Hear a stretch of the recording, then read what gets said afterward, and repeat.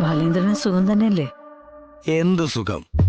നമ്മളുമായി ബന്ധപ്പെട്ട് നിൽക്കുന്ന നമ്മുടെ ആത്മമിത്രങ്ങൾക്ക് ഒരാപത്ത് വരുമ്പോ അതിൽ പങ്കുകൊള്ളുക, അവരെ ആശ്വസിപ്പിക്കുക. അത് കണ്ടില്ലെന്ന് നടിച്ച് മാറി നിൽക്കാൻ ഈ ബാലേന്ദ്രനാവില്ല. അതൊക്കെ എനിക്കറിയാലോ. രാജേശ്വരിയുടെ കാര്യത്തിൽ ബാലേന്ദ്രൻ നിന്നിട്ടുള്ളതും ആ രീതിയിലാണല്ലോ. അതിന് എത്ര കാലം കഴിഞ്ഞാലും അങ്ങനെ തന്നെ ആയിരിക്കും.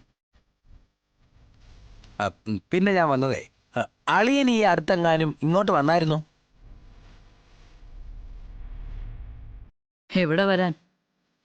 അതൊരു വഴിപാട് പോലെ മുഖം മറന്നു പോവാതിരിക്കാനായി വന്നു കയറുന്നതാ. 1-2 ദിവസം താമസിക്കും. പിന്നെ ഏതെങ്കിലും ക്ഷേത്രത്തിന്റെ കാര്യം പറഞ്ഞ് ഒരു പോക്കങ്ങ് പോവും. എനിക്കൊന്നും പറയാൻ പറ്റില്ലല്ലോ, എന്റെ മക്കളുടെ അച്ഛനായി പോയില്ലേ. അവിടെ ഒരു തവണ വന്നപ്പോ പ്രശ്നമായി. അന്ന് ചേച്ചിയായി 1-2 പറഞ്ഞ് വഴക്കിട്ടിട്ടാ അന്ന് അവിടെ നിന്ന് ഇറങ്ങിയത്. പിന്നീട് അങ്ങോട്ട് വന്നിട്ടില്ല. ഓ, അപ്പൊ മാപ്പ് പറഞ്ഞ് കൂട്ടിക്കൊണ്ടുപോകാൻ വേണ്ടിയാണോ ഈ വരവ്? ചെയ്തതിനൊക്കെ മാപ്പ് പറയാനാണോ എന്നൊന്നും അറിയില്ല. ചേച്ചിക്കൊന്നും കാണണമെന്ന് പറഞ്ഞു. ഈ ഒരു അവസ്ഥയിൽ ചേച്ചി അങ്ങനെ ആവശ്യപ്പെട്ടപ്പോ അത് നടത്തി കൊടുക്കണമെന്ന് എനിക്കും തോന്നി. അളിയനെ മാത്രമല്ല, അനൂപിനെ കൂടെ കാണണമെന്ന് പറഞ്ഞിരിക്കുക. അവനെ വിളിച്ചിട്ടാണെങ്കിൽ ഫോണും എടുക്കുന്നില്ല.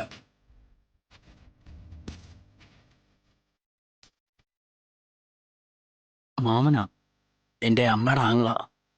കൂടെ പോ.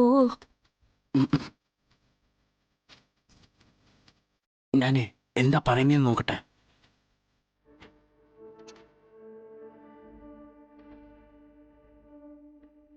രാജേശ്വരിക്ക് എന്തു പറ്റി ഇത്ര പെട്ടെന്ന് എല്ലാരോടും അങ്ങ് സ്നേഹം തോന്നാനായിട്ട്? ഓ, ശാരദാമ്മ കാര്യങ്ങളൊന്നും അറിഞ്ഞില്ലല്ലേ? ഇല്ല. ചേച്ചി സുഖമില്ലാതെ കിടപ്പില്ല. ചേച്ചിക്ക് എന്തെങ്കിലും പറ്റിപ്പോയാ അവനെ കാണാൻ പറ്റിയില്ലല്ലോ എന്നുള്ള സങ്കടം ബാക്കിയാവും. അത്രയ്ക്ക് അവശയാ ചേച്ചി.